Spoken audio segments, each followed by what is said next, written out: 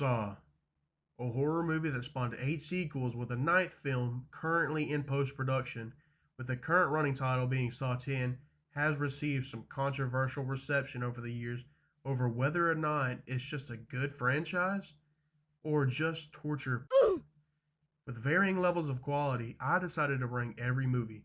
I'm Sippin' Ice, and let's get into it.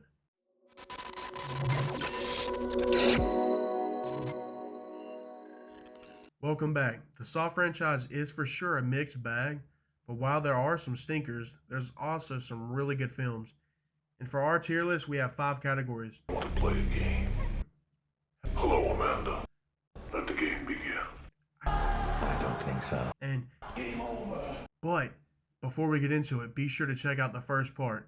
It will be linked down below in the description below. Major spoilers ahead for every movie in the franchise, including Spiral. Do you agree or disagree with me?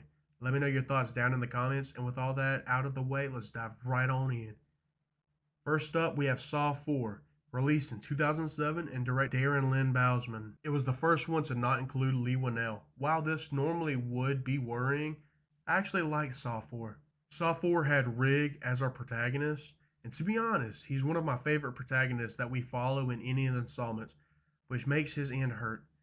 In the end, Rig shows up to the room where Art is holding Detective Matthews and Hoffman hostage. What Rig didn't know was that his test was patience, and if he simply would have waited, everyone would have made it. Matthews attempts to shoot Rig to stop him from coming in the room, but this only causes Rig to barge in, sending the 2 huge, massive ice blocks to cool Matthews off, if you catch my drift. After this, though, we learned Hoffman was never in any real danger because, oops, he's the mastermind of this movie. We even get our favorite character back. Yes, that's right, Jeff. My name is Jeff. Jeff is actually back, though. Not for long, granted, but he's back. He gets taken out by Strahm when he stumbles on the events from Saw 3, seeing Jeff standing there. Jeff begins to raise his weapon as he yells at Strahm, asking for his daughter, which then causes Strahm to let a few oopsies loose into his chest. With that being said, let's talk about some of the few things keeping it from reaching the I want to play a game tier.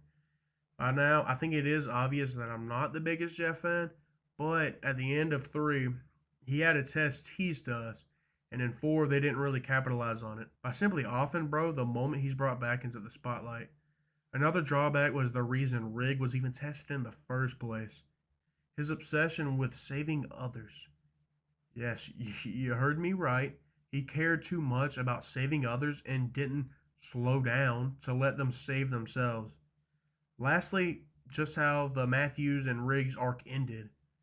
It just felt almost rushed to me, but I mean, no matter what, this movie was really enjoyable for me. While not being great, it's definitely not awful. And with all that out of the way, how about we move on to the next movie? Stop right there. Before we continue, if you find yourself enjoying the video, please do consider hitting that like button and subscribing for more content like this. Do you enjoy tier lists? Well, I have ranked multiple franchises so far, and I will leave a link to the playlist down in the description. With all of that out of the way, I just wanted to say thank you. Now let's get right back into it. Saw 6, directed by Kevin Greutert, sorry if I got that one wrong, was released in 2009 at the height of the controversial debate surrounding the franchise. This may be an unpopular opinion, I don't really know, but this movie was actually really fun. This movie does have gore, like a lot of it, but it's just a sick, twisted, and fun watch. The traps were brutal and wild. Like, the shotgun carousel was such an intense watch, especially when it began to break down into pure chaos and fighting. William Easton fought hard to save as many people as he could. Was he successful at it? Not really, but he at least tried his best. He fought all the way to the end, tooth and nail, just to be taken out by Roderick. Oh my God. Roderick, can you explain what you're doing in this photo? That's not me. That's not you? Nope. If you can believe it, he got taken out by Roderick. While I can't really blame him for doing what he did, it did hurt seeing William bite the bullet in such a gruesome fashion without a choice in the matter. Not only will he be scarred for life for pulling the switch, but it doesn't help how bad the oopsie itself was. Bro had those needles swoop down and turning bro into mush. But let's get back to William for a second, shall we? Bro wasn't a great guy by no means, but he was one of the more developed protagonists out of the bunch. He was given a deeper backstory, which is obviously how we knew bro wasn't the bestest of dudes. My only downside with the film is that other than some of the traps and gore, the movie is otherwise forgettable. Otherwise this film would have creeped into the top tier. Next up is actually the newest entry into the franchise, Spiral. Directed by Darren Lynn Bousman, was actually a 2021 release. So basically, it released last night. I'm just playing, obviously. It's 2023 right now. This movie was almost a miss, though, for me. But it had some enjoyment for me at the same time. First, the bad. This movie almost was taking itself too serious and lacked any excitement. The traps weren't all that special or memorable to me, and the big twist of his partner being the new Jigsaw was a little predictable. But just the major downside of this movie, for me, was the lack of Tobin Bell, the original Jigsaw. Yes, John Kramer is gone. Yes, he is no longer with us, but not even his voice hurt.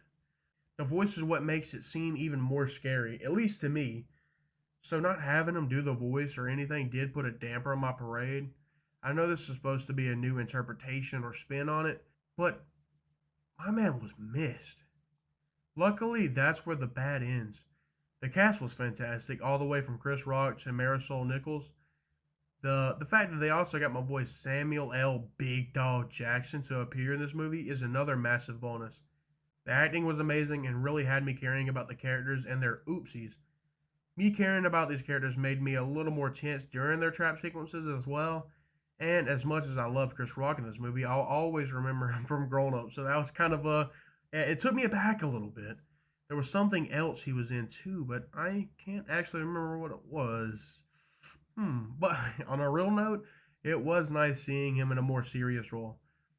While the reveal of the partner being the new Jigsaw wasn't surprising, the ending was nice to see. The plot itself was new and refreshing, which was dealing with corrupt police officers.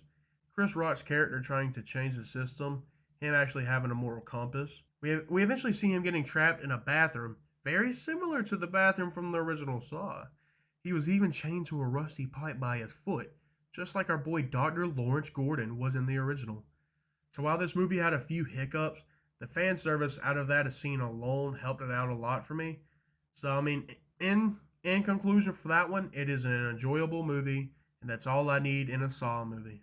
The movie up next was originally going to be the last in the series, Saw 3D, or Saw, the Final Chapter. It was released in 2010 and was directed by Kevin Grutert. This movie, while having some good goofs and gaffes, wasn't all the way there for me. The movie suffers from being rushed. They had to close too many character arcs in such a short time frame. Bobby was our main protagonist in this movie, and he couldn't even compete with my boy William Easton in part 6, let alone many of the other protagonists we've had over the years. Bro couldn't save anyone, not even his wife, who, got the real short end of the stick on this whole thing, by the way. She didn't deserve any of the pain she had to endure. She didn't know that he was lying about having a previous test. Then we have the Hoffman and Jill situation. Tensions were already high from the previous movie with, trapping Hoffman in a reverse bear trap and all. But I wasn't a fan of Hoffman winning between the two. Sure, I'm a fan of Hoffman's, but that's just because of how wild he is. You never know his next move. Jill's oopsie felt wrong considering everything she's already went through with Gideon and John. She even had that 6 scene at the end of Saw 6 leaving Hoffman in his own bear trap. I mean, that was bad, dude. She was killing it, dude. Hoffman's oopsie technically never even happened, and I don't know how to feel about it, if I'm being honest. On one hand, I'm glad we didn't see his oopsie because it leaves up the possibility for a return, but on the other, if it was meant to truly be his end, the true end to his art, I don't know, man. I just would have loved to have seen it through. While we are on the topic of Hoffman's demise, let's talk about who put him there. It was Dr. Gordon. Yep, you heard that right. The doctor from the very first movie made it out alive thanks to Jigsaw saving him and turning him into one of the infamous pig face guys. Some say it was predictable, and to be honest, it could have been. The first time I watched this movie, I was very young, so I don't really remember if I predicted it at all. So to me, yeah, the movie was a downgrade to the previous film, and even some of the other sequels, but this movie still brings out some good, gory fun to the franchise, and I can't complain about that at all. Here we are, the last one, Saw 2. Directed by Darren Lynn Bousman, Saw 2 was released in 2005, 1 year after the success that was the original. You may or may not agree with me, but this is my favorite of the sequels. I love I love the House of Horrors that is the abandoned house containing 8 people playing their own game. Detective Eric Matthews and his crew, consisting of Carrie and Rigg, arrive at Jigsaw's hideout and attempt to arrest him, only then learning of the 8 trapped in the house. One of the 8 was Matthew's son, causing a whole mess of stress for my boy. This whole setup was amazing to me. The fact that the entire time they don't even realize that the Fateful Eight's game had already ended and they were just watching the recording was insane to me. And I know what you're thinking, but there's more. But wait! There's more! Matthew's son was right there in the safe the entire time. And if Eric would have just chilled out a bit, then he would have seen the safe open. This was Jigsaw's way of testing him and his patience. Seeing Amanda protecting Daniel, the son, not knowing until the end that she was actually secretly working with Jigsaw. Perfect. This movie was so darn good, man. The pit Amanda gets tossed into always made me cringe. Not because I'm not afraid of needles or anything, but how painful it must have been. We made it. That's the list. All 9 movies in the Saw franchise ranked. If you found yourself enjoying the video, please consider hitting that like button and subscribing for more content just like this. Leave a comment down below if you agree or disagree with me, and on your way, check out the description. There you'll see part 1 to this and a playlist of me ranking other horror movie franchises. I truly appreciate every single one of you. Stay chill, and I will see you all next time. Cause let's face it, baby, these days, you gotta have a sequel.